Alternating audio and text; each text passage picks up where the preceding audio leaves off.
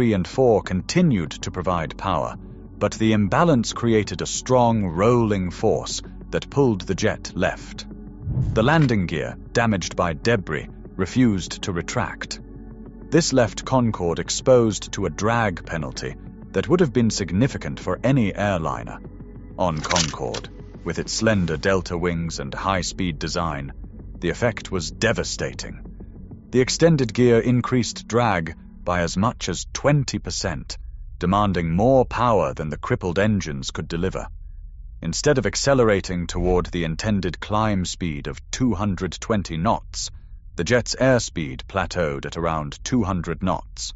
The heavy fuel load, necessary for the transatlantic flight, further reduced the margin for error. Ambient temperatures near 26 degrees Celsius thinned the air, reducing both engine thrust and aerodynamic lift.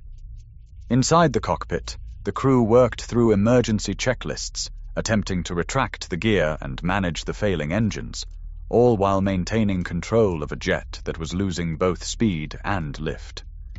The aircraft was stuck in a narrow performance window, unable to climb, unable to accelerate, and with no safe options left. The physics of weight, drag, and asymmetric thrust had closed the door on recovery, leaving the Concorde trapped just above the rooftops of Gonesse. The Concorde's final seconds unfolded over the rooftops of Gonesse, less than 2 minutes after leaving the runway. With airspeed falling and left side thrust nearly gone, the jet's nose began to drop. The left bank steepened as the pilot struggled for control, but the aerodynamic limits had already been exceeded. At just 200 feet above the ground, the aircraft could neither climb nor turn away. The hotel, Hotelissimo Les Relais Bleus, stood directly in the Concorde's path. Its coordinates, 48 degrees 59 minutes 8 seconds north, 2 degrees 28 minutes 20 seconds east, would become fixed in aviation history. The jet struck the hotel at high speed, wings nearly level, but with a steep downward angle. The impact was devastating. All 100 passengers and 9 crew members perished instantly.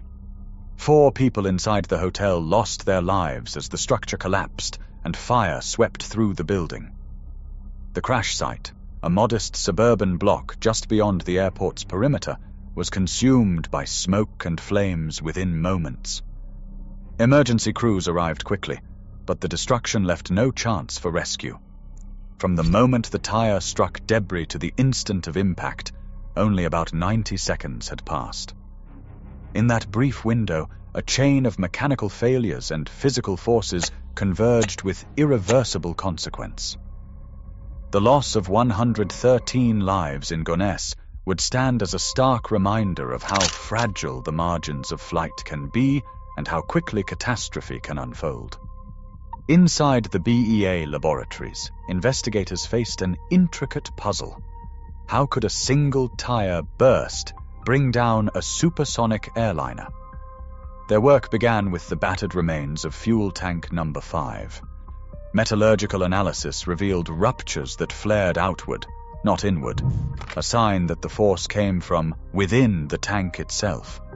Engineers recreated the event using full-scale tank sections filled to capacity, replicating the exact conditions of the Concorde's final takeoff.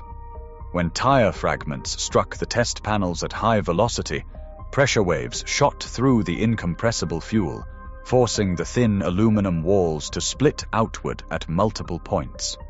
This hydrodynamic rupture, a phenomenon rarely seen in aviation, explained the sudden, massive fuel leak. Tracing the root cause led to a small, jagged strip of titanium recovered from the runway. Forensic comparison matched it to a missing wear strip from the thrust reverser of a Continental DC-10 that had departed minutes earlier.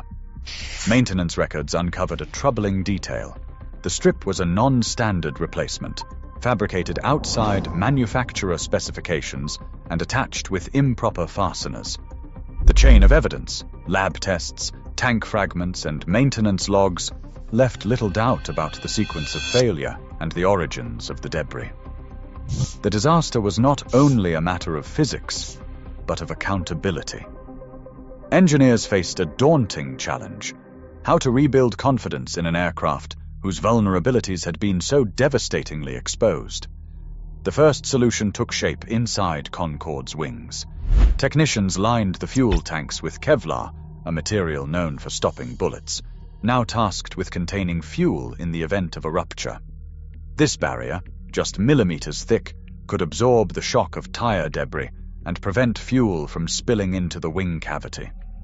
Alongside this, new burst-resistant tires were fitted, tested to withstand impacts far beyond what the original design had imagined. Electrical wiring and hydraulic lines near the landing gear were shielded or rerouted, reducing the chance that a single fragment could ignite another disaster. These changes required months of analysis, fabrication, and certification.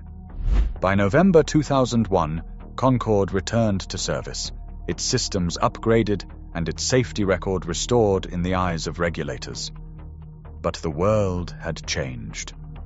The September 11th attacks had gutted demand for transatlantic travel.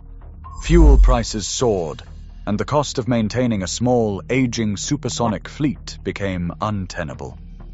Despite technical fixes, Air France retired its Concordes in May 2003, with British Airways following that November.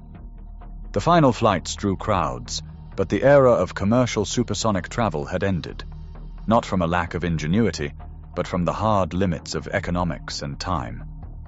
On July 25, 2000, Air France Flight 4590 became the only Concorde flight to end in disaster, claiming 113 lives in less than 2 minutes.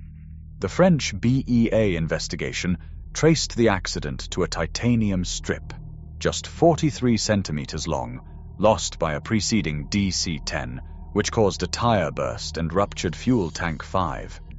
Despite extensive analysis, the exact ignition source, whether electrical arcing or contact with hot parts, remains undetermined in official reports. The disaster led to mandatory runway debris checks, reinforced fuel tanks, and new tire standards across aviation. Concorde returned to service in 2001, but the combined effects of safety costs and changed travel demand after September 11th led to its retirement in 2003. Memorials now stand at Gonesse and Charles de Gaulle Airport, marking the loss. The evidence shows that even the smallest oversight can have global consequences, and the lessons from AF 4590 continue to shape how aviation